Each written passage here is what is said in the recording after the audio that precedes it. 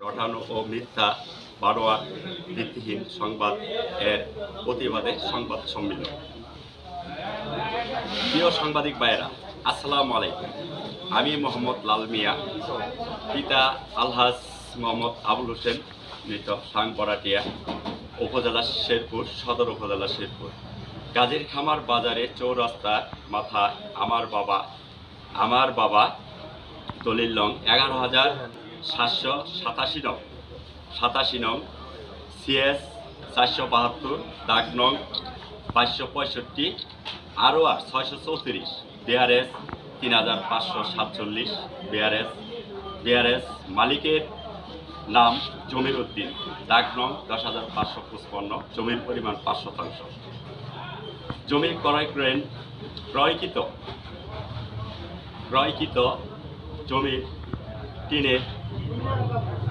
টিনের চৌচালা ঘরসহ গত 9/3/2006 তারিখে জোরপূর্বক বেদখল করে গাজীর খামার ইউনিয়নের 7 নং ওয়ার্ড আওয়ামী লীগের সহসভাপতি মোহাম্মদ আনিসুর রহমান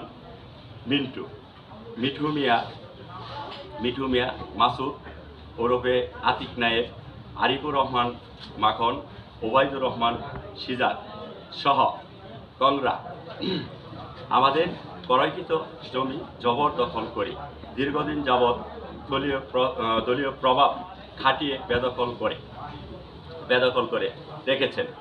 গণ অবস্থানের পর দোকান বা অবকাঠামো উন্নয়ন করতে গেলে আমরা আইনের আশ্রয় নিলে আইন শৃঙ্খলা বাহিনী লোকজন তাদের কাজ বন্ধ করে দেয়।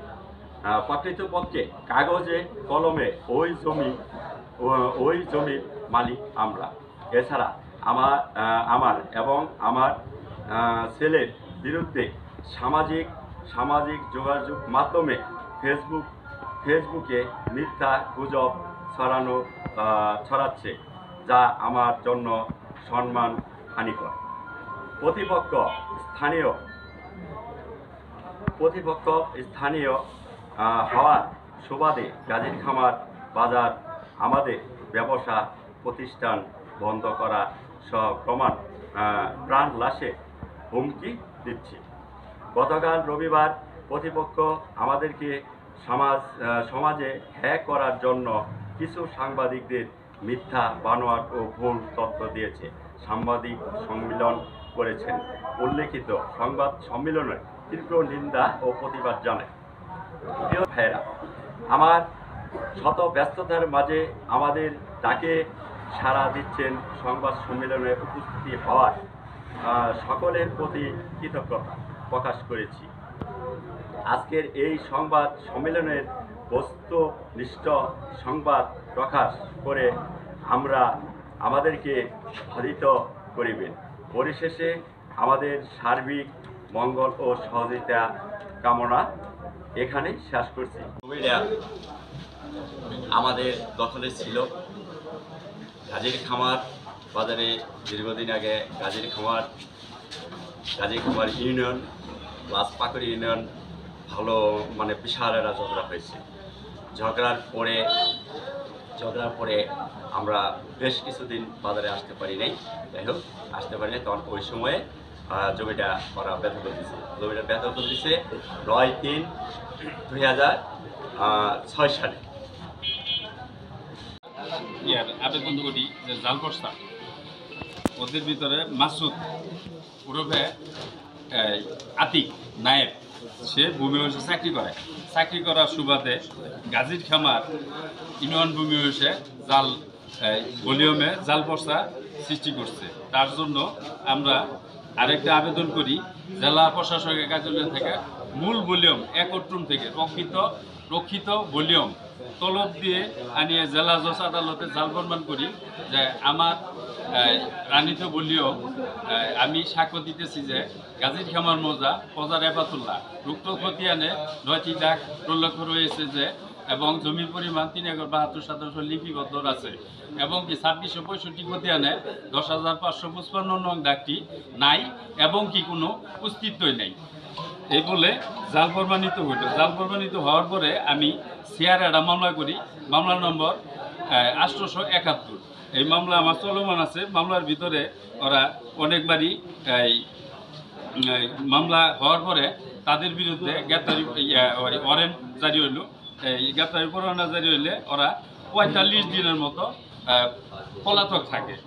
তাদের বিরুদ্ধে আমরা কোনো অ্যাকশন নিতে পারি না। এই কারণেই আওয়ামী লীগের সাধারণ সম্পাদক ওই হিসাবে আমরা কোর্টে কোনো ওরকমভাবে আমরা মানে আটকাইতে ওদেরকে পারি নাই, কারণ অনেক ক্ষমতা তারা উপর লেভেল দিয়ে ফোন দিয়ে ওরা আইনের ফাঁক দিয়েও তাহারা বাড়াইয়া আইসা পড়ছে।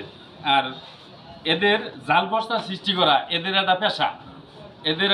নায়েব মাসুদ আনিসিমুল তাঁতিহাতি ইউনিয়ন ভূমি হয়েছে চাকরি করা যায়, সেখানেও এই জাল বস্তা জাল খারিজ তৈরি করার কারণে সেখানেও একটা মামলা হয়েছে।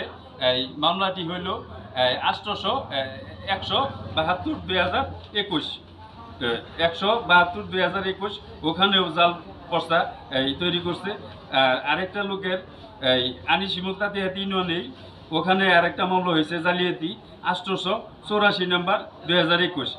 ওনারা শিক্ষিত লোক হইলে গেব, শিক্ষিত লোক নামে যে ধর্মেরগুলি কাজগুলি করতেছে, অশিক্ষিত থাকতে মূর্খর থাকতেও অদম কাজ করতেছে। শুনছি তার পিতা একাতুল্লাহ মাস্টার ছিল, কিন্তু ওনার মানে যেমন গুড় তেমন পিঠা, ঠিক আছে, আপনি আমাদের জমিগুলি ভুক্ত করলে ওরা আঁকছে। আর এই থানায় আমরা অনেকবার অভিযোগ করছি। এই থানায় যখন যাই আমরা অভিযোগ যখন লিখি তখনকার আইনের প্রশাসন আমাদের পক্ষে কথা বলে, কিন্তু গাজীর খামার স্টোরে যখন আইসা গাজীর খামার থেকে যখন থানায় ফেরত যাওয়ার পরে আমাদের কোনো সহযোগিতা কোনো দিন করে নাই। এটা শুধু আওয়ামী লীগের আমলে। চিনি সেটা হলো ওনার ভিতর হলো একাতুল্লাহ মাস্টার জাল কইরা এই জমিতে আমাদের দখল নিচেই ওরা নেওয়ার পরে দেখা যায় যে আমরা কি দিয়ে রাখবো, তার জন্য এরা জাল প্রস্তাব তৈরি করছে। প্রমাণিত হয়েছে, আরো প্রমাণ আছে।